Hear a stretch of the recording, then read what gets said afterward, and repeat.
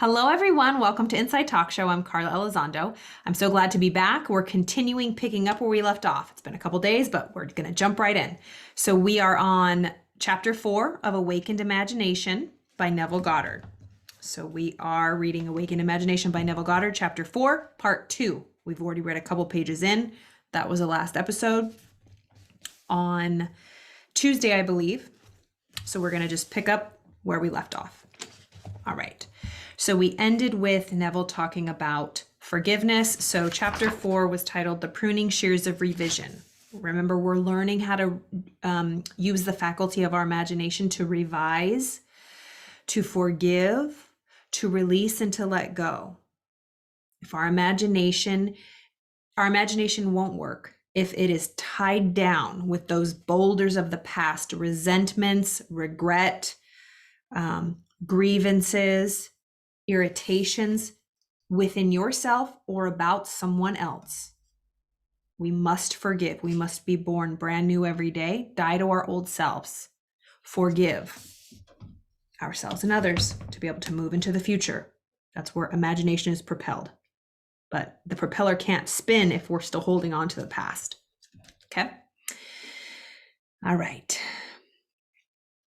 Here is the way an artist friend forgave herself. Oh, this is nice. Here is the way an artist friend forgave herself and was set free from pain, annoyance, and unfriendliness. Knowing that nothing but forgetfulness and forgiveness will bring us to new values, she cast herself upon her imagination and escaped from the prison of her senses, she writes. Thursday, I taught all day in the art school. Only one small thing marred the day. Coming into my afternoon classroom, I discovered the janitor had left all the chairs on top of the desks after cleaning the floor. As I lifted a chair down, it slipped from my grasp and struck me as a sharp blow on the instep of my right foot. I immediately examined my thoughts and found that I had criticized the man for not doing his job properly. Since she had lost his help, since he had lost his helper, I realized he probably felt he had done more than enough, and it was an unwanted gift that had bounced and hit me on the foot. Okay, let me read that again. Okay, so this lady, she was a school teacher. She was looking after her day. She came in her classroom and the janitor had left all the chairs up. So she had to take them down thinking, this mofo, he didn't do his job right. And the chair slipped and she hit her foot. So she said she immediately examined her thoughts and found that she had criticized the man for not doing his job properly. Since he had lost his helper, she realized he probably felt that that was more than enough, and it was an unwanted gift that had bounced and hit her on the foot. Looking down at my foot, I saw both my skin and nylons were intact, so forgot the whole thing. That night, after I had been working intensely for about 3 hours on a drawing, I decided to make myself a cup of coffee.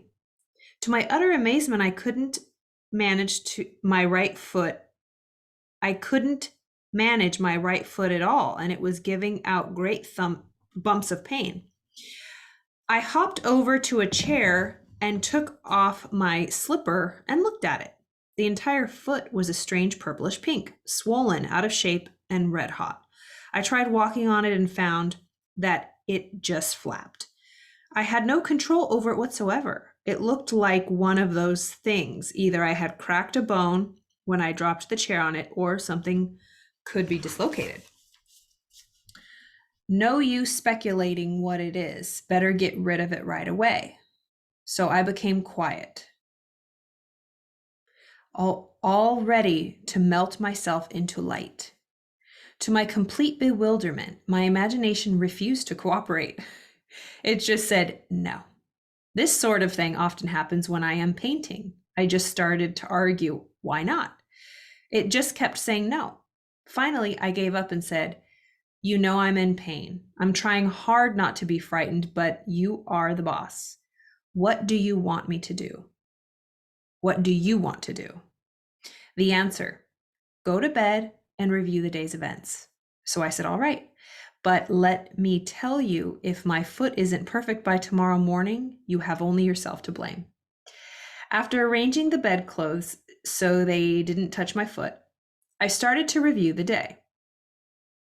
Oh, I'm getting it now. The woman actually really forgot that her negative thoughts and her bad thoughts about the janitor, that she hit her foot. Okay, after arranging the bedclothes so they didn't touch my foot, I started to review the day. It was slow going as I had difficulty keeping my attention away from my foot. I went through the whole day, saw nothing to add to the chair incident. But when I reached the early evening, I found myself coming face to face with a man who for the past year has made a point of not speaking. The first time this happened, I thought he had grown deaf.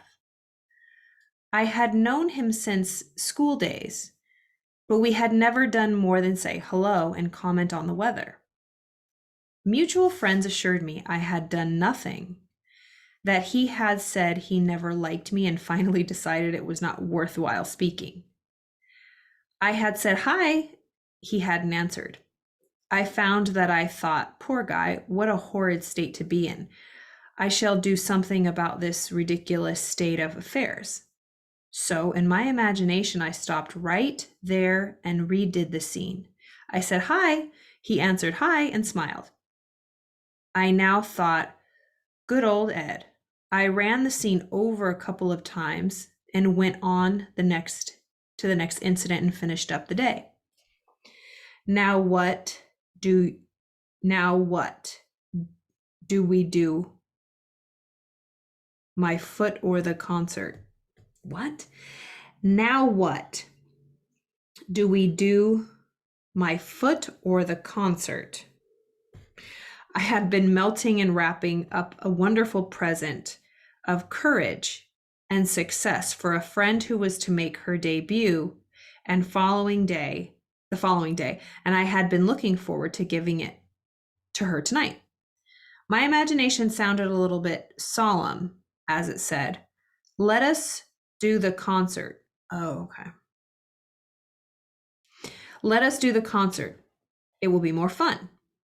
But first, couldn't we just take my perfectly good imagination foot out of the physical one before we start? I pleaded. By all means. That done, I had a lovely time at the concert and my friend got a tremendous ovation. By now, I was very, very sleepy and fell asleep doing my project. The next morning, as I was putting on my slipper, I suddenly had a quick memory picture of withdrawing a discolored and swollen foot from the same slipper. I took my foot out and looked at it. It was perfectly normal in every respect. There was a tiny pink spot on the instep where I remembered I had hit it on the chair. Well, what a vivid dream that was, I thought, and dressed. While waiting for my coffee, I wandered over to my drafting table and saw that all my brushes were lying helter-skelter and unwashed. Whatever possessed you to leave your brushes like that? Don't you remember? It was because of your foot. So it hadn't been a dream at all, but a beautiful healing. She had won by the art of revision what she would never have won by force. Okay, that was all a dream. That was all her revisioning process. Whoa, okay. So she had won by the art of revision what she would never have won by force. In heaven, the only art of living is forgetting and forgiving, especially to the female. Blake wrote that. We should take our life not as it appears to be, but from the vision of this artist, from the vision of the world made perfect that is buried under all minds, buried in want and waiting for us to revise the day.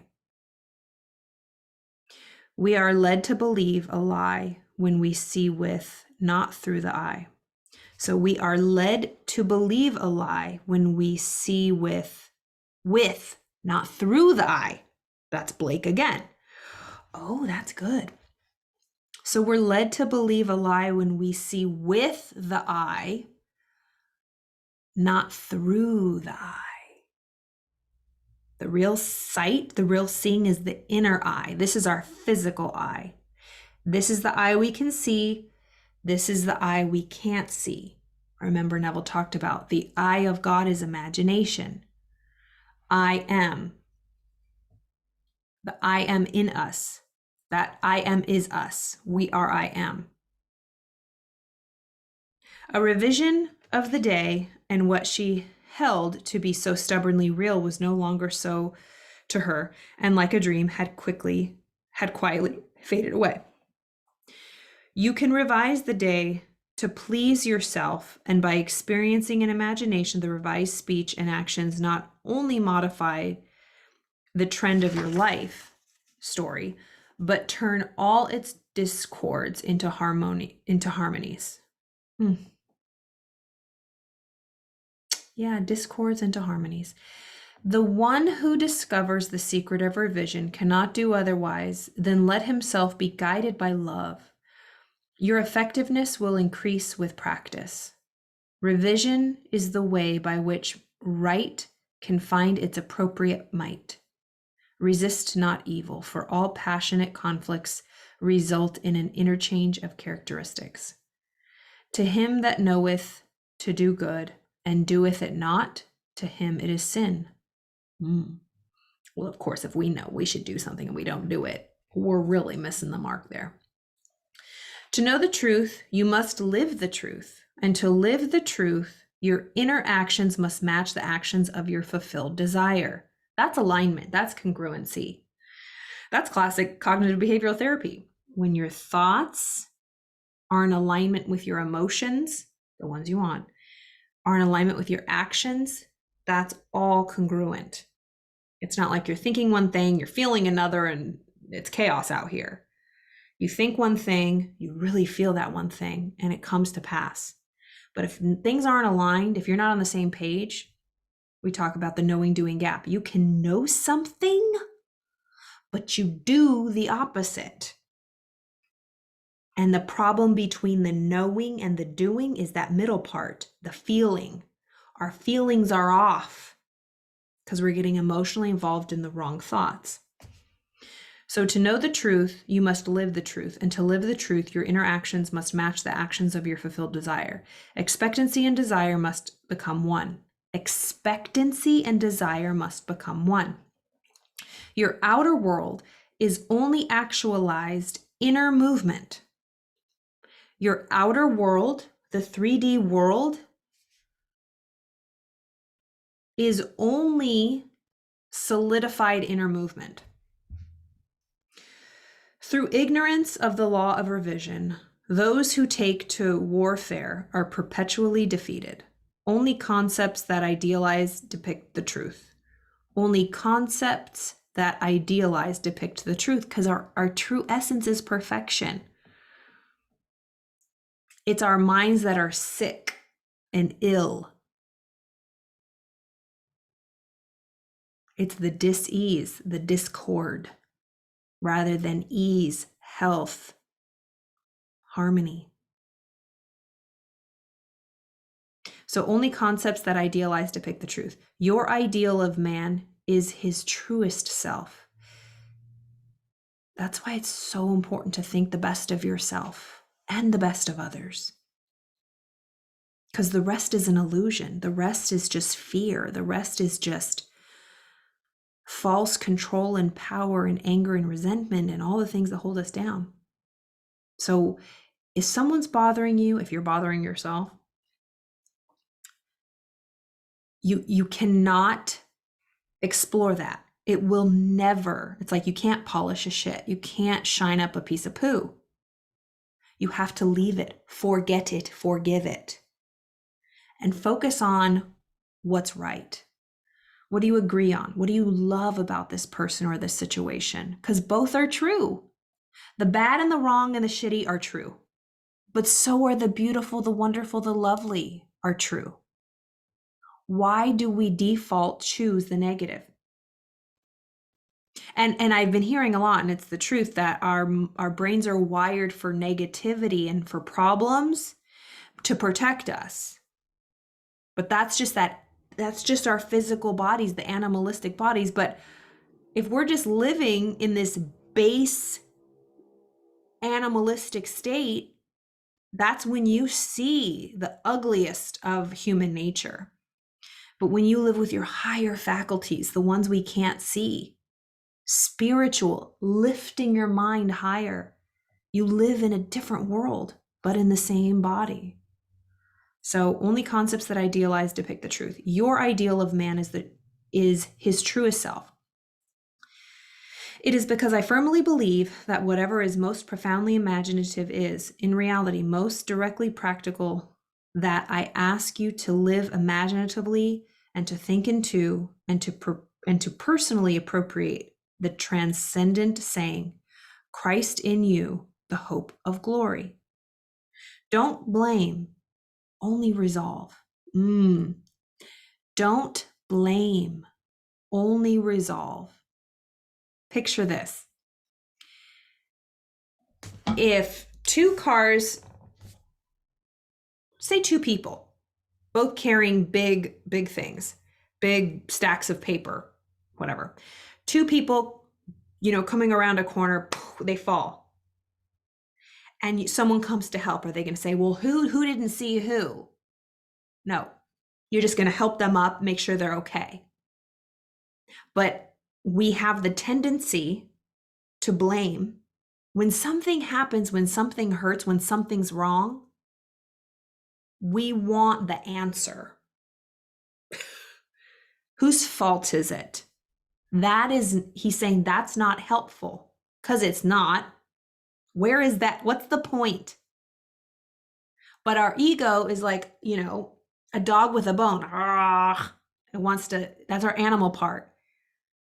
I'm not going to I'm not going to let it go until somebody pays for this, until somebody's to blame, until,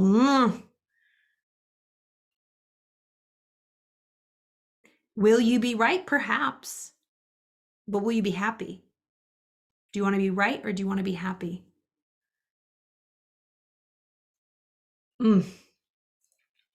Don't blame, only resolve. So whatever happened, happened. It's in the past. You can't change the past, but through revision and working on a solution, a resolution, resolving problems instead of pointing blame. Don't blame, only resolve. It is not man and earth at their loveliest. It is not man and the earth at their loveliest, but you practicing the art of revision makes paradise. The evidence of this truth can lie only in your own experience of it. Try revising the day. It is to the pruning shears of revision that we owe our prime fruit. If you think about each day as a full tree, growing in the soil, sprouting, and throughout the day, you're going to get some weeds coming off, but we have to, at the end of every day, this is really good. So tonight, before you go to bed, and try this for a week, picture your day, start at the morning, and picture that, the root, the trunk. And as you move up your day, it'll be the morning, the afternoon, the evening, tonight, as the tree blossoms. Look at the fruit that it bared. Maybe there was a little snake in the bushes. Oh, get rid of that. Maybe there was some weeds, some nasty, twigs that were twisted. And this is all metaphorical for our minds, the way we acted, the way we reacted. We didn't respond. So it's taking some pruning shears and nope, my tree's going to be beautiful. When I go to bed, this day that has passed, in my mind, in my imagination, I'm going to make perfect. Then when you wake up tomorrow morning, guess what? You only have the beautiful fruit. from the day before. You don't have the snakes and the weeds and the nasty thorns and the, you know, it's like brushing your teeth. We have to brush our teeth. We have to shower every day. Just clean it up. If you do it every day, it makes it a lot easier. It's like, think of your house or your car. The longer you wait to clean it, first of all, you're sitting in stink. You're probably stressed out. You're not as happy. It's not as lovely. It doesn't smell as great. And it's gonna, the dirt's gonna pile up, and then who knows what's gonna fester. But if you daily cleaned out your house, every morning you wake up and you're spick and span. Just think about the last time you really cleaned a space and the energy changes. It's like, wow, this feels good. That's what we have to do on the inside for ourselves. That was a little weird story of the pruning shears. I mean, it was the first time I read it, so, you know, you really have to get into it. I don't know how much time I've been on here. I'll read that again to kind of see if I get anything more out of it. But yeah, so basically this was one of Neville's friends who used this revision process in her imagination so profoundly that it truly did change. And that's happened to me before too. I've mentioned when bad things have happened, I was like, ooh, Carla, practice what you preach. And there are things that I completely forgot about. Horrible things, like for instructive purposes, I'll bring it up. But like, I had a brand new car, just got the windows tinted, all of them. And I had a new purse. My car got broken into and all the windows broken, all of them. They didn't just try to break in one. They broke in all of them, cracked them all, and took my purse, my new purse with all my stuff in it. And so right in that moment when it happened, I thought, nope, not today, Satan. I said, this happened. I can't change it, but I will not bring it into another moment in the future. I'm not going to start ruminating, start having bad thoughts about whoever did this. I'm going to just turn it around right now. And so I did, and I didn't think 2 cents of it. And the miracles that unfolded, which were many throughout the next couple of weeks, having to do with my car and just things in life, it was truly a miracle. But it was only because I study this and I do this. And the peace that I feel when I'm doing my work, which now has become such a habit, which I'm so grateful for. I am living just a different reality. I truly am living in a different world, and it feels so good. It feels so good. Yeah, I hope you enjoyed that Awaken Imagination. As always, I'm here for you. If you have any questions, please reach out. As most of you know by now, I am a coach, and I'm really focused on that. I teach a really powerful 6-month program, and it's not your traditional personal development coaching. It's really a deep dive into knowing yourself, spiritual growth, personal growth, mental, emotional. I just say, you know, it's getting your power back or getting it for the first time if you never had it. Really empowering. And yeah, I love that work. I do it every day, and I learn more through everybody that I work with. So if you ever have questions about that, please let me know. I hope you guys have a wonderful weekend.